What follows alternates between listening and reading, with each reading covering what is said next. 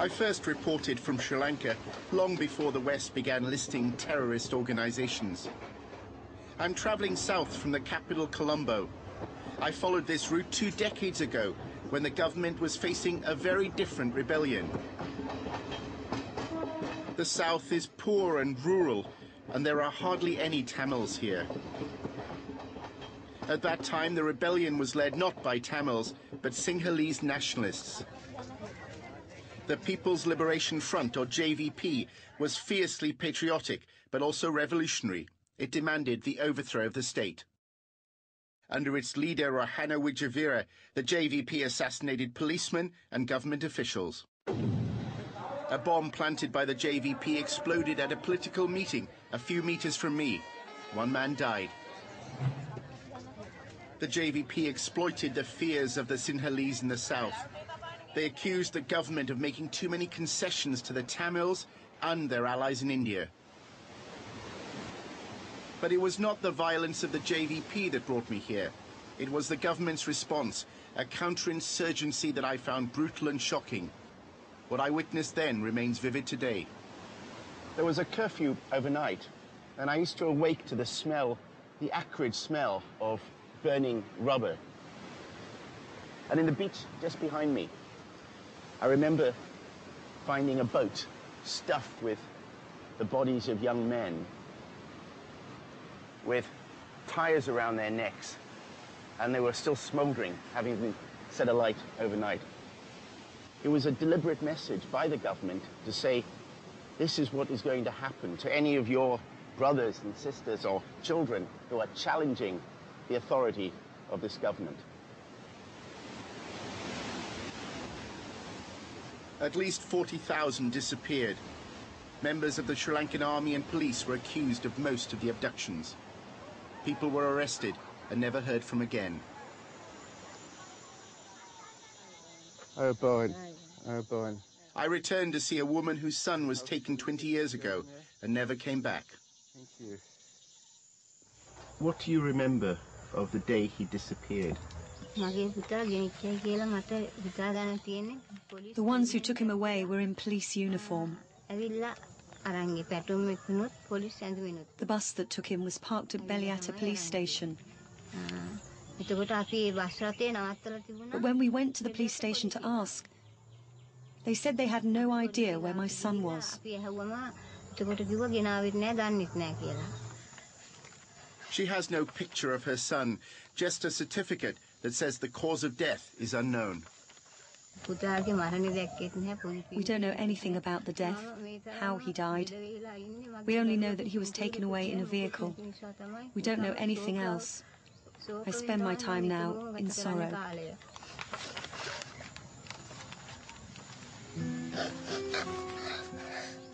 No senior police or army officer or politician has been found accountable for the mass killings, even though most mothers and wives know the men responsible for the death of their loved ones.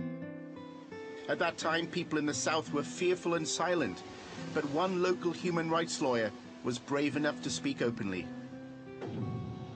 It was none other than today's president, Mahinda Rajapaksa. People came to his house with photographs of their missing relatives. They started arresting people. Thousands, whole village were taken sometimes. People are, after they arrest them, they are disappeared. The government of the time even attacked his house. The police, they threw bombs at my place, grenades. They terrorized the whole area. Well, I remember I was concerned for your life. Quite. You gave me the warning. I warned you not to, yeah. That's right. Otherwise, I would have gone there and gone to that village. They would have just killed me. It was the president who, back then, arranged for me to meet gunmen from the JVP. He shared with them the fears that fuel Sinhalese chauvinism. Indians are going to occupy this land. They are going to take over this land. And already they have 100,000 soldiers in this country. And our fear is that they might come to down south and they might occupy this area. What will happen to us? And we will be another part of India. Mahinda said these were patriotic boys who defended the Sinhalese people when the government was selling out to India. They certainly weren't terrorists. That time they never called them terrorists. They always used the word of insurgents. So the language has changed. Languages have changed. This is what the difference is. They call them insurgents. They never call them terrorists. But you did understand the reasons why they took up a gun. I was not sympathizing the cause. I was sympathizing with them the way that the government handled. I believe in it, even today, that I can't be a terrorist. The government cannot be a terrorist. We can't act like terrorists. But the allegation of state terrorism is now being made by Tamils and Sinhalese who oppose the war against his government. The disappearances of the late 1980s introduced a culture of impunity into Sri Lankan politics. Murder and abduction almost became an acceptable tool of the state's counterinsurgency policy. Once again, mothers and wives are coming forward with stories of missing loved ones. The music teacher who lives across the street saw it. He said my husband was bundled away in a red van. 4 months after her wedding, this woman's husband disappeared. She fears for her life, and we've concealed her identity. The army had earlier accused her husband, a van driver, of delivering supplies into tiger-controlled areas. As soon as I heard about his disappearance, I went to the army camp and made inquiries. Only then did they say they would start a search. She has heard nothing since from the authorities. Anyone accused of links to the fight for a Tamil homeland is a potential target, even aid workers. 7 of my co-workers were abducted and executed, tortured, raped, one woman and 6 men, by paramilitary forces aligned to the government. And everybody was afraid to speak.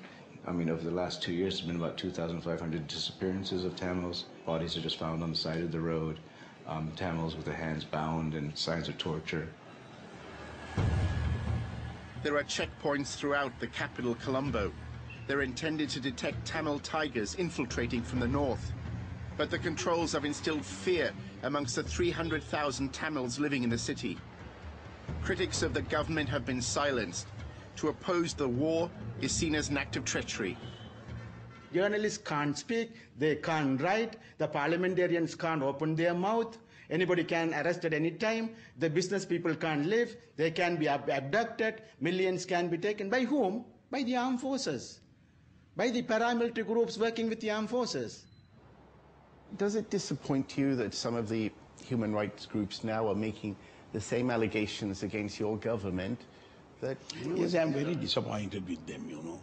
Most of these people are paid agents.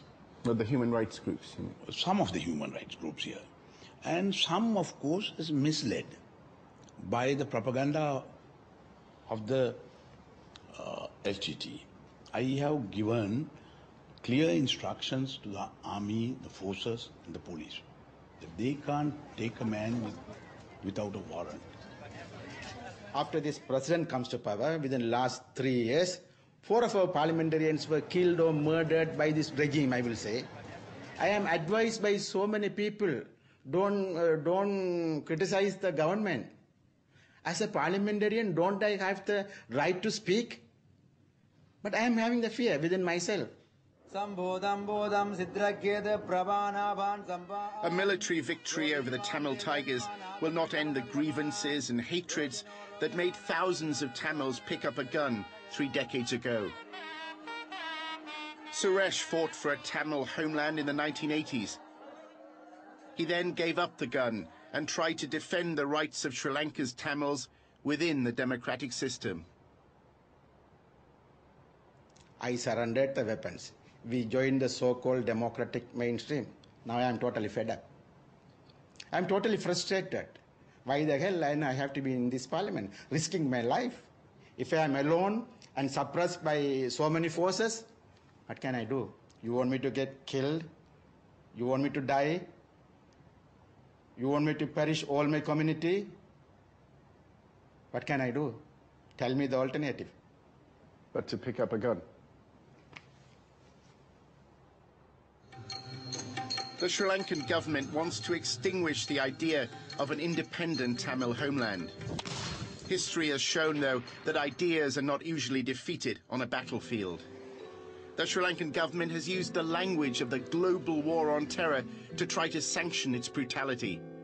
And in doing so, it has proudly claimed to be an ally of the West in fighting a shared enemy, terrorism.